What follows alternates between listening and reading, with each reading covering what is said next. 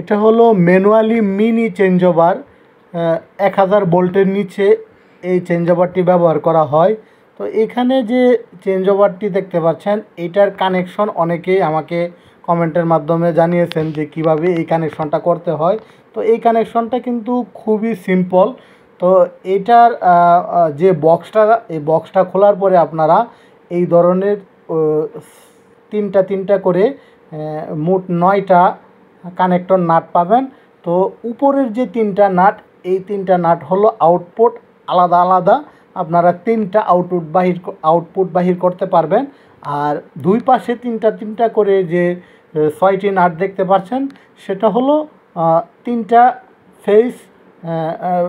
যেমন মনে করেন পিডিবি এর 3টা ফেজ দিবেন, আর 3টা জেনারেটরের ফেজ একসাথে দিতে পারবেন।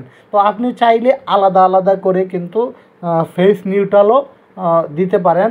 অর্থাৎ আপনি যা ইন করবেন আউটপুটে তাই আসবে। অর্থাৎ এখানে যে 2টি তার দেখতে পাচ্ছেন, এই 2টি তার দিয়ে আমি দেখানোর চেষ্টা করছি।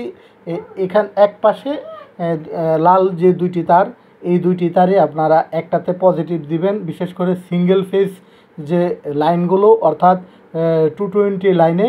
তো এখানে এক পাশে জেনারেটর, এক পাশে বিদ্যুতের লাইন দিবেন। তো একটা নিউট্রাল একটা ফেজ দিবেন, আর উপরের যে আউটপুট যেটা নিউট্রাল দিবেন উপরের অংশটুকু আউটপুট আসবে, আর যেটা ফেজ দিবেন উপরের অংশটুকু আউটপুট আসবে। অর্থাৎ উপরের অংশগুলো আউটপুট বাহির করবেন।